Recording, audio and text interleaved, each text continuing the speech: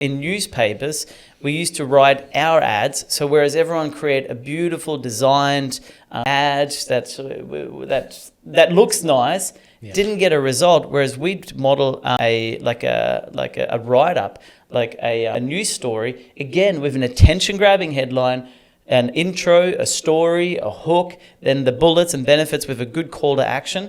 And they used to outperform, like with a good offer, and they used to outperform all of those beautifully designed ads, so much so that the people at the newspaper used to actually stop us from running those ads.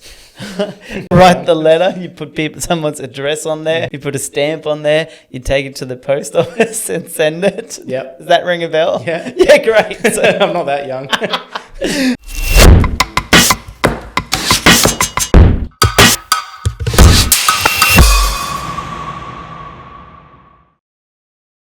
Welcome everyone to Chats with Sella Nights. My name is Luke and I'm joined with David Krauter. Hello. How are you going, David? Good, thank you. That's good. And today we are going to be talking about digital marketing versus traditional marketing. Yeah, we'll break it down a little bit and see what you have to say about it. So that's good. Straight away, the big question is, when people are talking about digital marketing and traditional marketing, what do they usually misunderstand about the difference between those two? I think the big thing is how interconnected they actually are, and not discounting one from the other, because they drive each other and interconnect with each other. And I know that a lot of people, well, generally the definition is that traditional marketing really is everything offline. That would be traditional, and digital marketing, obviously, online. So not just in a digital space, on a billboard or something. It's digital marketing as in SEO, paid ads, email marketing, anything really online. But yeah, the interconnectedness sometimes gets discounted where people just think they do SEO. But man, when you understand how traditional marketing works, and if you do it right, it actually drives your SEO. So that's just one example, and there's many more like that. Right. And so obviously digital marketing is a fair bit newer. I mean, it's been around for quite a while now. Well, since the beginning of the internet, I guess. Well, yeah, that's right. But traditional marketing being around for a bit longer, it is still relevant, but is one better than the other? Like, is digital marketing sort of taken over?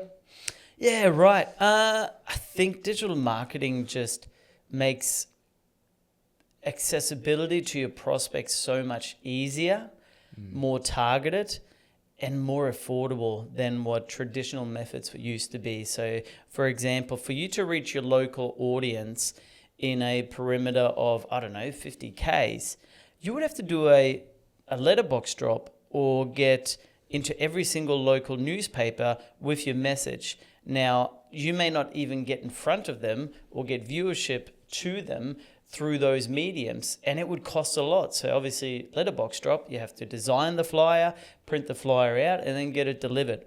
Now, with digital marketing, you can do that same exercise and get your message in front of everyone in that radius using Facebook ads, and they see it. And you can even, depending how much your budget is, you can get that message into them multiple times over a different time span. So that's the power of digital marketing, the ability to move fast, get reach to your people at a much more affordable rate. Yeah. And I guess the other big benefit as well is maybe for businesses, some consumers might have varying opinions, is the targetedness of it. How you can, know your audience and target it towards the people where it's actually going to land, rather than like a letterbox drop where it's whoever it happens. It's every man and his dog. You just literally, it's a numbers game. And you can play that with Google as well.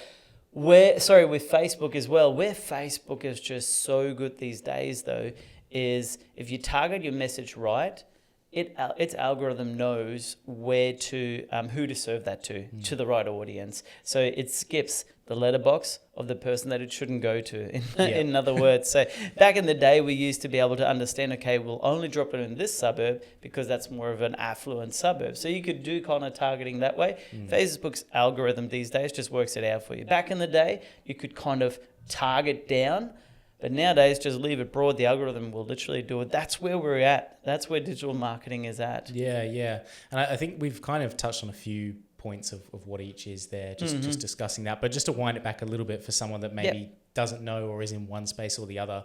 What would you say how would you explain that difference between the two, and like what components, how would you define each? Yeah, great. Yeah. So traditional marketing is things like your television, your advertising in magazines, in newspapers, your letterbox drops is for local, your radio ads, your any kind of offline marketing is what I would classify as your traditional way of marketing. Yeah. Okay, so even at sports games, doing a promotion, getting sponsorship and things like that. Whereas digital marketing, they're all your channels online that you can use to market your business. So your website's a channel like that. Having an email list and marketing via that is an online list.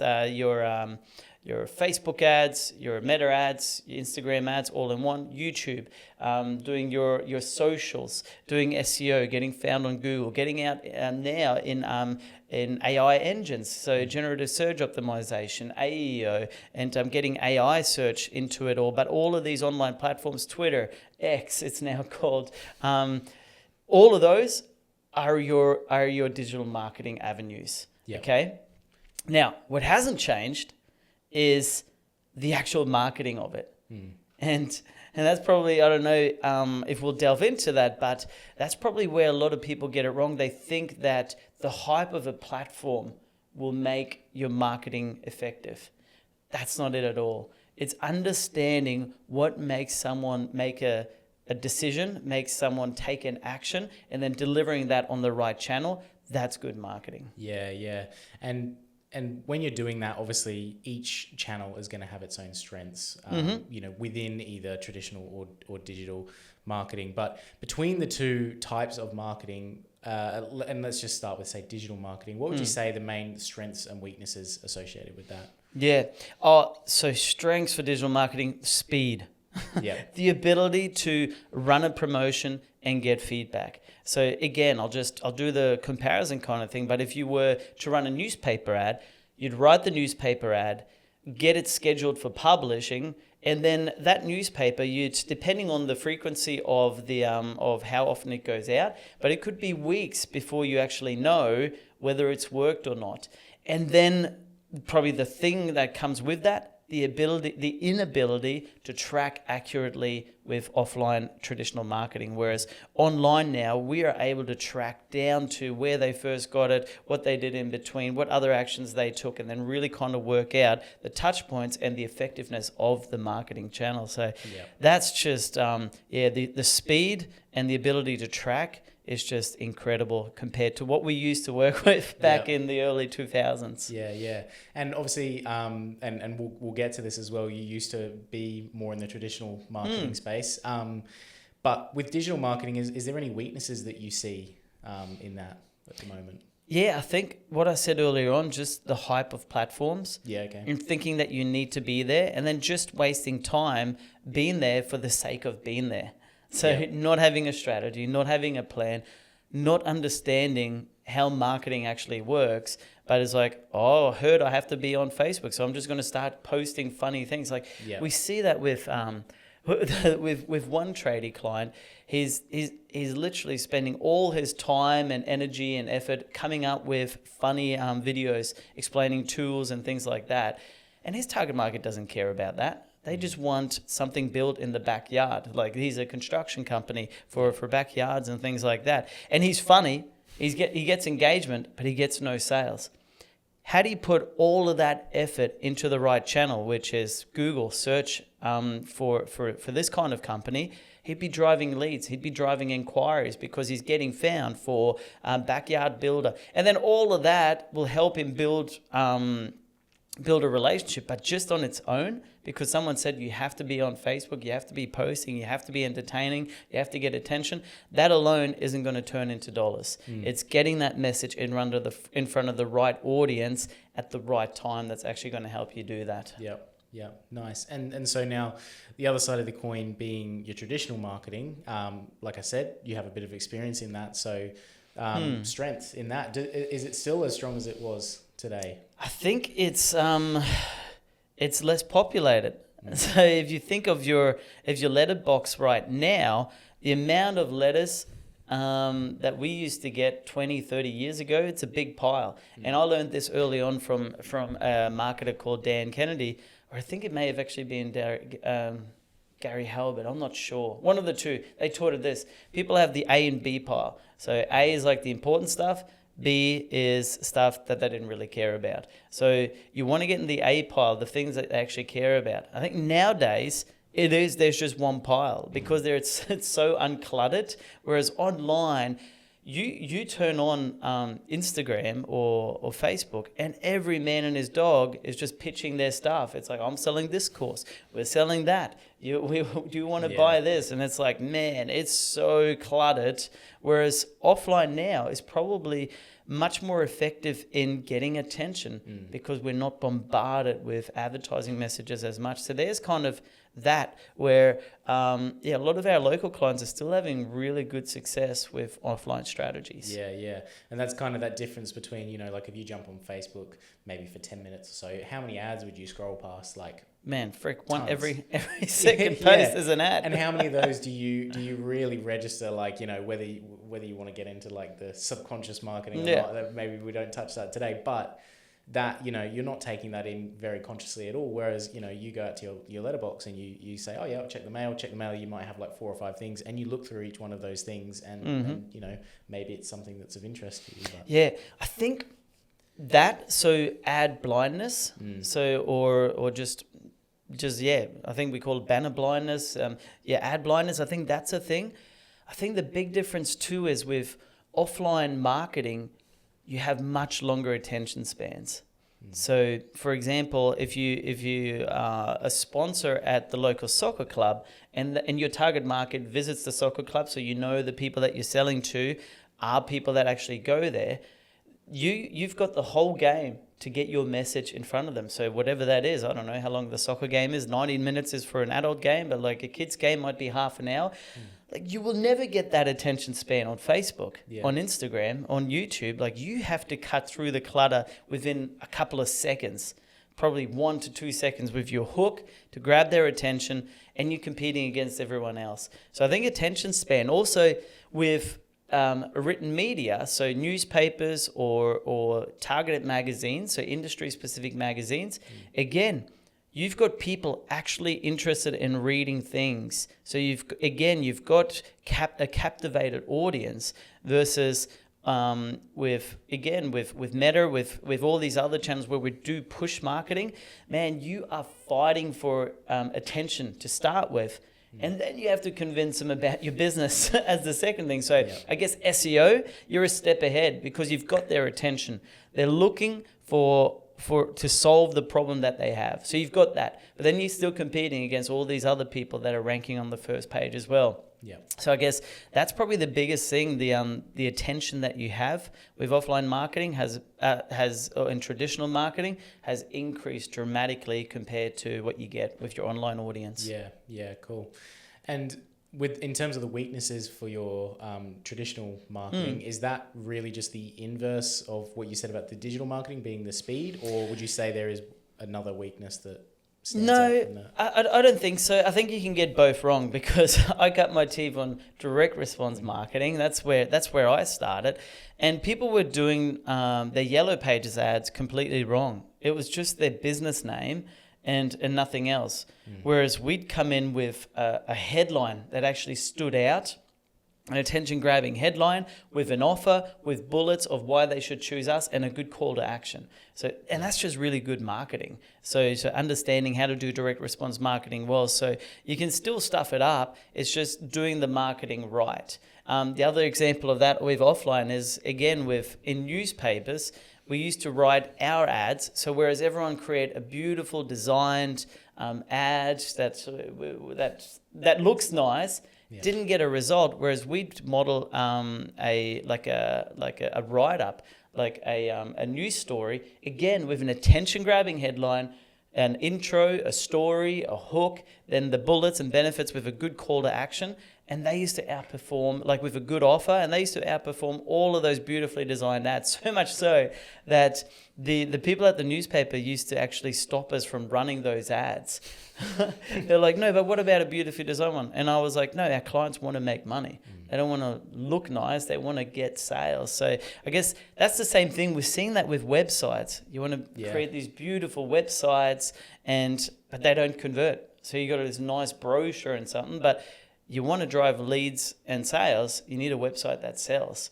And same with ads on Facebook. Like you can have these beautiful ads, but if they don't have a good hook, you're going to miss the attention. If they don't have a good meat in the ad, so kind of a teaching or a story or something like that, you're going to, again, lose attention. If you don't have a good call to action, your ad's not going to perform. You're not going to get the click-through or whatever you're going for in your ad. So I think you can get both wrong. I think the marketing and understanding how to do marketing is the key to making them both work. Yeah, and both of them do still work today, right? Correct. Like we know this, and that otherwise, the same. Otherwise, I always look at it. So big companies are spending big money on Super Bowl ads. They still get attention. They still get the brand out there. And this is what I said earlier on. What we probably don't realize is that if you don't understand marketing properly and if you haven't done it long enough, and this probably really differentiates the kind of agency who does one thing, they're good at maybe SEO or they're good at building websites. But if they don't really get marketing, they won't understand this, that if you do your offline marketing well, if you build your brand, if you build your message and get your message out there, that's going to drive your SEO, because we know that Google cares about brand. And if it's a strong brand and people are searching up your brand or looking up your website directly, we've seen that correlate with Google, with rankings going up as well. Same with Google Ads. If they've known you and they've seen your message and they trust you, then they're coming across something and your brand shows up again in the Google Ads, they're going to be more likely to click on your ad than someone else. And same with Facebook. If they've already heard about you, like and trust you, your Facebook ads are going to convert better. So that actually drives your online marketing as well. People probably underestimate that, the power of your offline driving your online marketing. Yeah, for sure. And so sort of shifting gears a little bit now with those two, types of marketing, where does the ROI lay? Like, what is it still there for your traditional stuff? Like it's a little bit different. Like we were saying before, you can do the letterbox drops. That's a little bit more random, or something more targeted would be like you said with the having the banner up at the soccer field or whatever. Do you find that there's more ROI in your traditional marketing or more ROI in the digital marketing, or does it again just come back to that understanding of the principles behind the marketing rather than... Yeah, I think it comes down, it's different for every business, for every industry. For someone local, the local stuff will probably really work, whereas for bigger companies, they just really care about brand awareness, and that's a big thing, a driving force. So ROI is probably calculated differently. Like a local business needs to make sales, so they're going to calculate if it's not driving sales, they don't think it's good ROI. But if you're scaling and if you're trying to build something significant, if you're trying to build an empire, building your brand is really important. So the ROI is probably there by building that on a local level. Probably the trackability is really big. So with offline, we have ways of tracking stuff. So we name our offer. So if you know how many people come in with that kind of coupon code or whatever you want to put in your offline advertising, you can track that. You can still put trackable phone numbers in your offline ads and things like that. We can kind of see a shift in traffic from when we've published something to what that looks like. So you can kind of quantify that as well. But I guess it's just so much easier to track digital marketing and track the ROI from here's what I've spent, here's what I've gotten. Like with our SEO campaigns, literally we say, okay, you spent $3,000 on SEO, we've driven this much traffic, we've gotten this many inquiries, and this many sales. So you've spent $3,000, but you've made 10. Happy days. The ROI is there. We're going to do that month after month after month. So it's really easy to track that. As I said earlier on, offline, it takes a lot longer for that stuff to come in. So it's easy to kind of get missed and not be as much accurate. So you can't make the same fast decisions as you could with digital marketing. Yeah. And do you think that fast decision making also then sort of multiplies the ROI that you get. Like you're able to tweak and optimize and take something that you might get a 20% return on to then like that 25. Yeah, 100%. Like and we will just stick with this with a newspaper ad. So that's just a classic example. You've got one chance at running that ad until the next circulation. For example, with your meta ads, you test 5 different hooks in one ad set. You know straight away, okay, 2 hooks performed really well, 3 didn't. Drop the 2, do more of the 2, and then do a variation of those 2 for 5 more. Like within a week, you can do that. The circulation may take a month or 2 before you even get one feedback of whether one of those hooks worked. Here, straight away, you know within a week which hook worked, which didn't. You drop the losers, scale the winners. Yeah. Like, yeah. There's nothing like the ability to move and make decisions, but educated decisions based on data, based on what's actually hitting a nerve in the market. Yeah, cool. And so what would you say is the biggest mistake that people make when they're trying to choose whether the traditional marketing or the digital marketing might be right for them? I think ignoring one or the other. Yeah, okay. Yeah. So because like in our world, cold calling still works. In our world, going from door to door, cold walk-ins still works. Like I get it. Back in the day, it was the vacuum cleaner person turning up at your doorstep, but that actually still works because as I said, it's so cluttered online. Like a conversation like this is powerful when it's a high ticket item. You can't do that at volume unless you start scaling your cold calling or your walk-in process, which is definitely possible. It takes a lot of effort. So, but I think also not connecting the two. So, okay, they've heard about us here at a game. Now, when they come to the site, I want to do a retargeting campaign. So let's say you've spent, I don't know, 10 grand, 15 grand, 50 grand of getting some kind of sponsorship at a big event. So they've seen about your brand, they search you up just to get to your website. If you don't have digital marketing in place to stay in front of them with retargeting campaigns, you're not getting the full ROI from your traditional marketing. So I think that's it. Ignoring that one or the other, and then not really getting the most juice out of your actual avenue. That's probably the second one. And then underestimating how much impact one can have on the other as well. Yeah. And so when they are looking at sort of blending those two, is there any sort of, combos that you would sort of look at? Like, you said about the banner ad that you then want them to direct them onto like a great landing page. Is there any sort of, preset or pre-note combos that you know? Yeah, just stuff that has worked in the past is if you have a direct mailing list. So this is physical mail. Do you remember that with stamps? Yep. You write the letter, you put someone's address on there, you put a stamp on there, you take it to the post office and send it. Yep. Does that ring a bell? Yeah. Yeah, great. So, I'm not that young. So direct mail, that works really well. So you've got your direct mail piece that's driving them, that's sending it out. Now, the direct mail piece, all it's selling is a free offer online, so on a landing page. So you're getting the click there, you're getting the attention to a targeted group, so you can still buy mailing lists of accountants. You can still buy mailing lists of restaurants in this region. So you can buy targeted mailing lists. This is where direct response comes in. But then combining that with driving them online to this landing page, having your pixel on there, and then if they don't opt in, keep hitting them with ads and stuff to keep opting in, because those ads are the cheapest clicks you're ever going to get. But you get another chance at having them opt into your offer. So you get, I don't know, what is it, $1 these days per letter? See, that's $1 per lead to kind of send it, but then you stay in front of them for literally cents on the dollar with retargeting ads of just those people. So that's probably one combo that you'd want to think about. Another one is just with any kind of promotion, get people to type in. So this is if you're doing SEO, get people to look up your brand name. So that'd be your call to action. Look us up, look up websites that sell for this.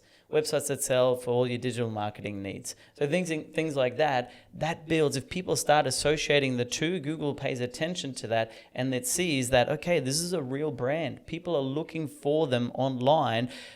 You get the tick of approval, the authority tick of approval, which then builds up all your other SEO as well. Yeah. So those are just kind of two little ones that you can go in much more detail, but that's, utilize offline and combine it with online strategies. Yeah. And so one of the last things I wanted to ask you was about for, people wondering what direction they might take, say they're either with a new business, they're thinking about a new marketing strategy. What would you suggest to those people? Is it, it sounds like it's not really a one or the other sort of situation. Like, how do you evaluate that mix? Yeah, it really comes down to budget and skill. So if you don't understand direct response marketing, if you don't understand copywriting, a lot of your offline channels are going to become expensive real quick, because the price for advertising in, let's say, the Times or like big newspapers or the Courier Mail for here in Australia, or the Sydney Morning Herald, that price hasn't dropped. It's still very, very expensive to get something in there.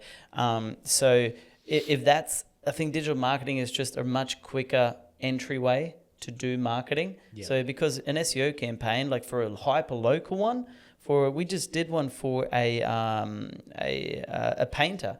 I think it's about $2,000 a month or something like that. Within the first 2 weeks, he's already received one inquiry for another contracting company that wants to have an ongoing contract to paint sheds, paint all these landscape things. So that's come through, and then another just a local lead for a painting job. Like, you don't get that. That's digital marketing. That's quick ROI. So if you're at that level of like all your budget that you have is around $2,000-3,000, I think digital marketing is the way to go. Yeah. If you've got much larger budgets where you can do PR, where you can do TV, radio, and all that stuff, that's where you want to look at a combined thing. Yeah. And before you do spend any money, is there anything that you should do or check? Yeah, I would 100% encourage you to get your tracking right. Yeah. And to get your Facebook pixel on there. Even if you're not going to run ads, it's going to start gathering data. So when you are going to run ads, you already understand your audience. But get your tracking installed. That way you know how many people are coming to my website, where are they falling off, what are they typing in to get there. It just gives you the data you need. So make sure you got Google's GA4 installed, make sure you got Search Console installed, and make sure you got your pixel installed. If you do nothing else, do that. Yep. On your website. Yeah.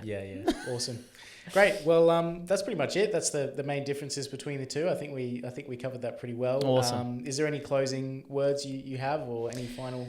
No, I think it's just really important to understand what works for your business. So I can't think of any company where offline marketing doesn't work, but it's got to be done right. And the difference between both, doing digital marketing well, doing offline marketing well, I think the thing that makes both of them work is understanding marketing and understanding how to do it well. So don't look at it as just a brand exercise. Look at it as a marketing exercise, and you'll do well. Great. Well, thank you very much for your time, David. Awesome. Appreciate it. Thank you for listening, everyone. Cheers, mate. Bye.